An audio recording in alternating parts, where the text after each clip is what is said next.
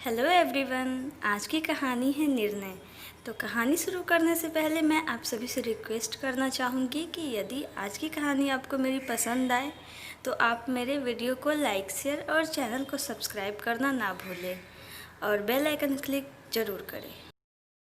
सुगंधा कल रात आकाश के व्यवहार से बेहद गुस्से में थी।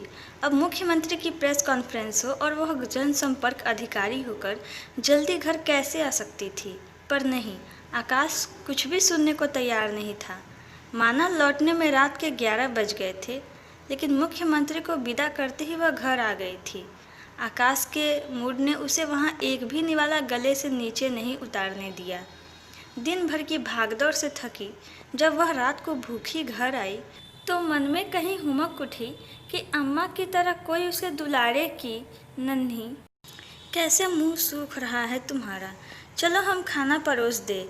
लेकिन कहाँ वह ममत्व की कामना और कहाँ वास्तविकता में क्रोध से उबलता चहलकदमी करता आकाश उसे देखते ही उबल पड़ा। यह वक्त है घर आने का, 12 बज रहे हैं। आपको पता तो था आज प्रेस कॉन्फ्रेंस थी। आपकी नाराज़गी के डर से मैंने वहाँ खाना भी नहीं खाया और आप हैं कि सुगंधा रोवां सी हो आई थी। छोड़ो, आपका पेट तो लोगों की सराहना से ही भर गया होगा, खाने के लिए जगह ही कहाँ थी। हमने भी बहुत सी प्रेस कॉन्फ्रेंस अटेंड की है। सब जानते हैं कि महिलाओं की उपस्थिति वहाँ सिर्फ वातावरण को कुछ सजाए रखने से अधिक कुछ नहीं। शर्म करो, जो कुछ भी मुंह में आ रहा है बोले चले जा रहे हो। सुगंधा साड़ी हैंगर में लगाते हुए बोली, इस घर में रहना है तो समय पर आना जाना होगा। यह नहीं कि जब जी चाहा घर से चली गई, जब जी चाहा चली आई। यह घर है, कोई सराय नहीं। क्या मैं तफरीह करके आ रही हूँ? तुम इतने बड़े व्यापारिक संस्थान में काम करते हो, तुम्हें नहीं पता देर सवेर होना अपने हाथ की बात नहीं होती। सुगंधा को बेमतलब की इस बहस पर गुस्सा आ रहा था। गुस्से से उसकी भूख और थकान दोनों ही गायब हो गई। फिर कॉफ़ी बना कप में डालकर बच्चों के कमरों में चली गई। दोनों बच्चे गहरी नींद में सो रहे थे। सुगंधा ने शांति की सांस ली। आकाश की टोका टोकी उसके लिए असहनीय हो गई थी। फ़ोन किसी का भी हो, आकाश के रहते आएगा तो वही उठाएगा। फ़ोन पर पूरी जिरह करेगा, क्या काम है, क्या बात करनी है, कहाँ से बोल रहे हो। लोग सुगंधा का कितना मजाक उड़ाते हैं। आकाश को उसका जेलर कहते हैं। कुछ लोगों की नज़रों में तो वह दया की पात्र बन गई है। सुगंधा सोचकर सिहर उठी कि अगर ये बातें बच्चे सुनते तो क्या होती उसकी छवि बच्चों की नज़रों में। वैसे जिस तरह के आसार हो रहे हैं, जल्दी बच्चे भी साक्षी हो जाएंगे ऐसे अवसरों के।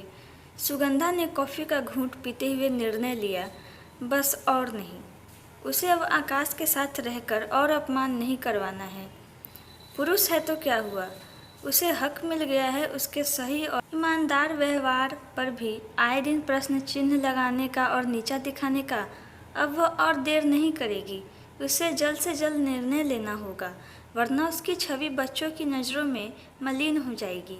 इसी ऊहापोह में कब वह वहीं सोफे पर सो गई, पता ही नहीं चला। अगले दिन बच्चों को स्कूल भेजा। आकाश ऐसा दिखा रहा था मानो कल की रात रोज गुजर जाने वाली सामान्य सी रात थी। लेकिन सुगंधा का व्यवहार बहुत सीमित रहा। सुगंधा को 9 बजे तक घर में घूमते देख आकाश बोला कि आज ऑफिस नहीं जाना है, आज छुट्टी है। अभी तक तैयार नहीं हुई। मैंने छुट्टी ली है, सुगंधा ने कहा। तुम्हारी तबीयत तो ठीक लग रही है, फिर छुट्टी क्यों? आकाश ने पूछा। कभी कभी मन भी बीमार हो जाता है, इसलिए, सुगंधा ने कसैल स्वर में कहा। समझ गया, आकाश बोला। आज तुम्हारा मन क्या चाह रहा है? क्यों बेकार में अपनी छुट्टी खराब कर रही हो? जल्दी से तैयार हो जाओ। नहीं, सुगंधा बोली, आज मैं किसी भी हालत में कहीं जाने वाली नहीं हूँ। सुगंधा की आवाज़ में जिद थी। आकाश कार की चाबी उठाते हुए बोला, ठीक है, तुम्हारी मर्जी। बच्चों और पति को भेजने के बाद वह देर तक घर में चहलकदमी करती रही। उसका मन स्थिर नहीं था। अगर आकाश की नोक-झोंक से तंग आकर नौकरी छोड़ भी दूं, तो क्या भरोसा कि आकाश के व्यवहार में अंतर आएगा, या फिर आकाश बात का बतंगड़ नहीं बनाएगा। लड़ने वालों को तो बहाने की भी ज़रूरत नहीं होती। आकाश के पिता के इसी कड़वे स्वभाव के कारण ही उसकी माँ हमेशा घुट घुट कर जी रही थी। पैसे पैसे के लिए उन्हें तरसा कर रखा था आकाश के पिता ने। अपनी मर्जी से हजारों उड़ा देंगे। आकाश की नज़रों में उसके पिता ही उसके आदर्श पुरुष थे और माँ का पिता से दबकर रहना ही आकाश के लिए सेवा और बलिदान था। सुगंधा जितना सोचती उतना ही उलझती जाती। उसे लग रहा था अगर वह इसी तरह मानसिक तनाव और उलझन में रही तो पागल हो जाएगी। हर जगह सम्मानित होने वाली सुगंधा अपने ही घर में यूं प्रताड़ित होगी उसने सोचा भी नहीं था। असहाय से आंसू उसकी आंखों में उतर आए। अचानक उसकी नज़र घड़ी पर पड़ी। अरे 1:30 बज गया। फटाफट उठकर नहाने के लिए गई। वह बच्चों को अपनी पीड़ा और अपमान का आभास नहीं होने देना चाहती थी। नहाकर सूती कपड़ा पहन हल्का सा मेकअप किया, फिर बच्चों के लिए सलाद काटा, जलजीरा बनाया, खाने की मेज लगाई। दोनों बेटे माँ को देखकर खिल उठे। बिना छुट्टी के माँ का घर पर होना उनके लिए कोई पर्व सा बन जाता है। तीनों ने मिलकर खाना खाया, फिर बच्चे होमवर्क करने लग गए। 5 बजे लगभग सुगंधा को याद आया कि उसकी सहेली मानसी पाकिस्तानी नाटक का वीडियो देकर गई थी। सुगंधा ने उन्हें नाटक देखने के लिए आवाज़ लगाई। दोनों बेटे उसकी गोद में सिर रखकर नाटक देख रहे थे। अजीब इत्तेफाक था।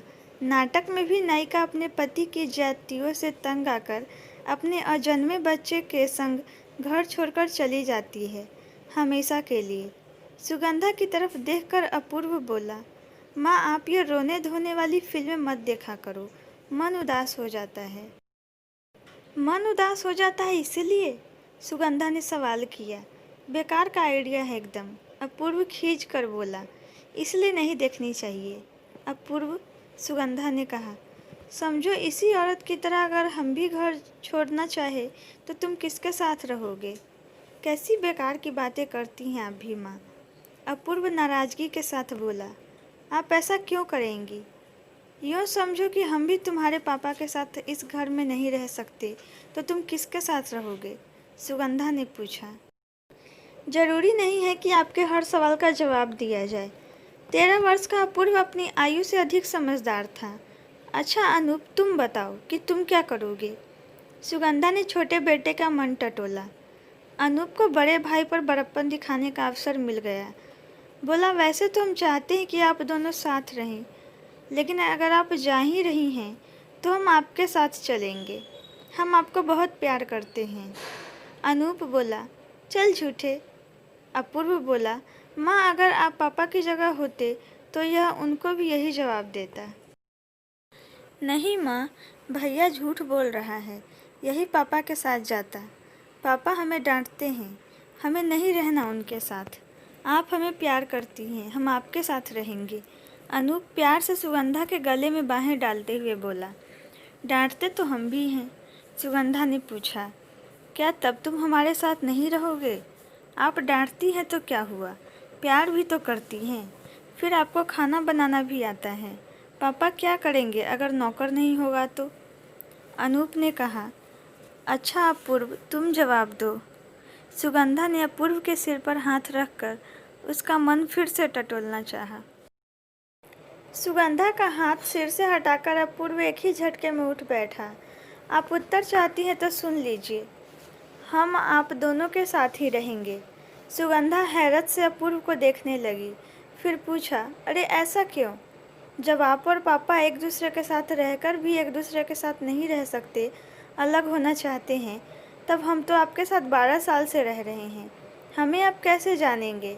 आप और पापा अगर अलग हो रहे हैं तो हम हॉस्टल भेज देना, हम आप दोनों से नहीं मिलेंगे। अपूर्व तिलमिला उठा था। पागल है क्या तू? सुगंधा हैरान थी। नहीं, बिल्कुल नहीं। इतने वर्षों साथ रहकर भी आपको एक दूसरे को अपनाना नहीं आया तो अब हमें कैसे अपनाएंगे? पापा आपका सम्मान नहीं करते, तभी आपको घर छोड़कर जाने देंगे। आप पापा को और घर को इतने सालों में नहीं समझा पाई, तभी घर छोड़कर जाने की बात कर रही हैं। इसलिए हम आप दोनों का ही आदर नहीं कर सकेंगे और हम मिलना भी नहीं चाहेंगे आप दोनों से। अपूर्व के चेहरे पर उत्तेजना और आक्रोश झलक रहा था। सुगंधा ने अपूर्व के कंधे को कसकर पकड़ लिया। उसका बेटा इतना समझदार होगा, उसने सोचा भी नहीं था कि अपने बेटे की नज़रों में वह इतनी गिर जाएगी। अगर आकाश उसे सम्मान नहीं दे रहा तो वह भी अलग हो रही है आकाश का तिरस्कार करके। इससे वह आकाश को भी अपमानित कर रही है। परिवार टूट रहा है, बच्चे असंतुलित हो रहे हैं। वह विवाह विच्छेद नहीं करेगी। उसके आशियाने के तिनके उसके आत्मसम्मान की आंधी में नहीं उड़ेंगे। उसे आकाश के साथ अब किसी अलग ही धरातल पर बात करनी होगी। अक्सर ही आकाश झगड़े के बाद 2-4 दिन देर से घर आता है। ऑफिस में अधिक काम का बहाना करके देर रात तक बैठा रहता। सुगंधा उसकी इस मानसिकता को अच्छी तरह समझती है। सुगंधा ने ऑफिस से 10 दिनों का अवकाश लिया। आकाश 2-4 दिन तटस्थता से सुगंधा का रवैया देखता रहा। फिर एक दिन बोला, ये बेमतलब की छुट्टियाँ क्यों ली जा रही है? छुट्टी ख़त्म हो जाएंगी तो हाफ पे ले लूँगी। जब ऑफिस जाना ही नहीं है तो पिछले काम की छुट्टियों का हिसाब पूरा कर लूँ। सुगंधा ने स्थिर स्वर में कहा। किसने कहा तुम ऑफिस छोड़ रही हो? आकाश ने ऊंचे स्वर में कहा। मैडम, आजकल नौकरी मिलती कहाँ है जो तुम यूँ आराम से लगी लगाई नौकरी को लात मार रही हो? और क्या करूँ? सुगंधा ने सपाट स्वर में कहा। जिन शर्तों पर नौकरी करनी है वह मेरे बस की बात नहीं है। कौन सी शर्तें? आकाश ने अनजान बनते हुए पूछा। देर सवेर होना, जनसंपर्क के काम में सभी से मिलना जुलना होता है, वह भी मुझे पसंद नहीं। कैरियर या होम केयर में से एक का चुनाव करना था, सो मैंने कर लिया। मैंने नौकरी छोड़ने का निर्णय कर लिया है। आकाश ने अपना फैसला सुनाया। क्या बच्चों जैसी जिद करती हो? आकाश झल्लाई आवाज़ में बोला। एक जने की सैलरी में घर खर्च और बच्चों की पढ़ाई कैसे होगी? पर नौकरी छोड़कर तुम सारा दिन करोगी क्या? आकाश को समझ नहीं आ रहा था कि वह किस तरह सुगंधा का निर्णय बदले। जैसे घर पर रहने वाली औरतें खुशी से दिन बिताती हैं। टीवी, वीडियो, ताश, बागवानी, कुकिंग, किटी पार्टी, 1000 तरीके के शौक है। मेरा भी टाइम बीत जाएगा। टाइम काटना कोई समस्या नहीं है। सुगंधा आराम से दलीलें दे रही थी। तुम्हारा कितना सम्मान है, तुम्हारे और मेरे सर्किल में लोग तुम्हें कितना मानते हैं। आकाश ने सुगंधा को बहलाना चाहा। तो क्या इसके लिए मैं घर में रोज़ रोज़ कलह कलेश सहूँ? सुगंधा ने बिना किसी तनाव के अपना निर्णय सुनाया। Sugandha, I am very sorry. मेरा मतलब तुम्हें अपमानित करने का नहीं था। जब भी तुम्हें आने में देरी होती है, मेरा मन तरह तरह की आशंकाओं से घिर जाता है। उसी तनाव में तुम्हें बहुत कुछ उल्टा सीधा बोल दिया होगा। मुझे माफ़ कर दो। मेरा इरादा तुम्हें पीड़ा पहुंचाने या अपमानित करने का नहीं था। आकाश के चेहरे पर पीड़ा और विवशता दोनों झलक रही थी। ठीक है आकाश, कल से काम पर चली जाऊंगी, पर उसके लिए आपको भी वचन देना होगा कि इस स्थिति को तुल नहीं देंगे। मैं नौकरी करती हूँ, मेरे लिए भी समय के बंधन होते हैं। मुझे भी आपकी तरह समय और शक्ति काम के प्रति लगानी पड़ती है। आपके काम में भी देर सवेर होती है, पर मैं यूँ शक करके क्लेश नहीं करती। कहते कहते सुगंधा रोआं सी हो उठी। यार, कह दिया ना, आगे से ऐसा नहीं करूँगा। अब बार बार बोलकर क्यों नीचा दिखाती हो? सुगंधा का हाथ अपने दोनों हाथों में थामकर आकाश ने कहा। सुगंधा सोच रही थी कि रिश्ता तोड़कर अलग हो जाना कितना सरल निर्णय लग रहा था, लेकिन कितना पीड़ादायक। परिवार के टूटने का त्रास सहन कर पाना क्या आसान बात थी?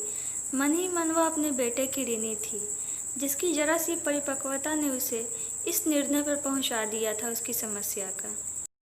दोस्तों, आज की कहानी यहीं तक थी। आपको कहानी कैसी लगी ये कमेंट बॉक्स में ज़रूर बताइएगा।